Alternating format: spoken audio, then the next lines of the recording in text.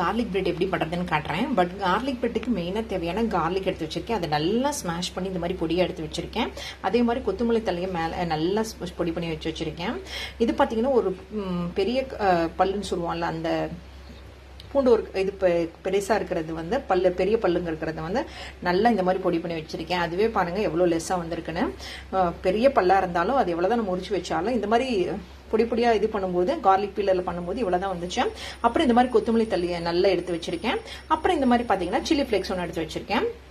இப்போ பார்த்தீங்கன்னா ஒரு பவுலில், ஒரு சின்ன பவுலில் இந்த மாதிரி 1 டேபிள் ஸ்பூன் அளவுக்கு நெய் ஊற்றிக்கிறேங்க. அப்புறம் இதெல்லாம் ஆஸ் யூஷுவல் போட்டு இதோட மிக்ஸ் பண்ணிக்க வேண்டியதான். இதெல்லாம் போட்டு மிக்ஸ் பண்ணிவிட்டு நம்ம ப்ரெட்டில் தடவி விட்டோம்னா நம்ம கார்லிக் இது ரெடி. ஸோ இப்போ இதெல்லாம் போட்டுட்டு நல்லா இது பாருங்களேன், நல்லா இப்படி மிக்ஸ் பண்ணிவிட்டு இப்போ இதை நல்லா இதில் மிக்ஸ் பண்ணிவிட்டு நம்ம ப்ரெட்டில் தடவி விட்டோம்னா நம்ம கார்லிக் இது ரெடி. இப்போ இதை நல்லா மிக்ஸ் பண்ணிவிட்டேன். ப்ரெட்டில் எப்படி பண்ணுறங்கிறதையும் உங்களுக்கு காட்டுறேன். 4 பிரெட் ஸ்லைஸ் வச்சுருக்கேன். அதில் லைட்டாக வந்து இந்த மாதிரி கீ அப்ளை பண்ணுறேன். லைட்டாக வந்து இந்த மாதிரி ப்ரஷில் வந்து நல்லா கீ அப்ளை பண்ணிக்கிறேன். லைட்டாக இந்த மாதிரி கீ அப்ளை பண்ணிவிட்டேன். அது இதை வந்து நல்லா திருப்பி போட்டதுக்கு அப்புறமா தான் நான் வந்து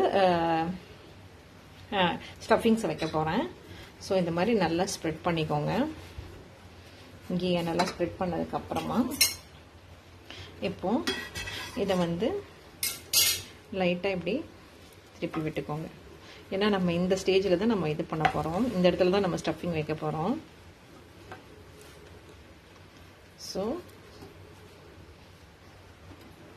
ஸோ இப்போ பார்த்தீங்கன்னா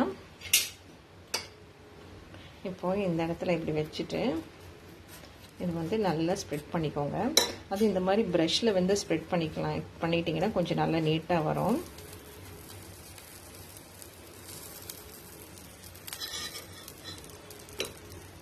ஸோ அந்த மாதிரி ஒன்று வச்சுட்டு எல்லாத்தையும் நல்லா ஸ்ப்ரெட் பண்ணி விட்டுக்கோங்க. அதுவும் நல்ல ஈக்குவலாக ஸ்ப்ரெட் பண்ணிக்கோங்க. ஸ்டஃபிங்ஸ் நிறையா இருந்துச்சுன்னா சாப்பிட்றதுக்கும் நல்லாயிருக்கும். ஸோ கீழே விழுந்துச்சுன்னா கூட நம்ம அதை எடுத்து போட்டுக்கலாம். இல்லை ப்ரெட்டு கீழே அடியில் தான் போகும்.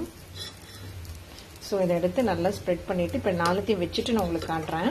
இந்த மாதிரி கொஞ்சம் கொஞ்சமாக எல்லாத்துக்கும் இந்த மாதிரி வச்சுக்கிட்டு நம்ம இது பண்ணோம். இப்போ எல்லாத்தையும் ஸ்ப்ரெட் பண்ணிவிட்டு காட்டுறேன். பாருங்கள், ஹோம்மேட் கார்லிக் ப்ரெட்டு நீட்டாக நான் வந்து அரேஞ்ச் பண்ணி வச்சுருக்கேன். இப்போ இதை ஒன்று டேஸ்ட் பண்ணி பார்த்தேன். பண்ணவே இப்போ நான் உங்களுக்கு முன்னாடி இதை டேஸ்ட் பண்ணி பார்க்கேன் எப்படி வந்திருக்குன்னு. இது ரொம்ப சிம்பிளாக நம்ம பண்ணித்தரலாம், பசங்களுக்கும் பிடிக்கும். வாவ், நல்லா ரிச்சியாக எம்மியாக இருக்குது. நீங்களும் ட்ரை பண்ணி பாருங்கள். தேங்க்யூ.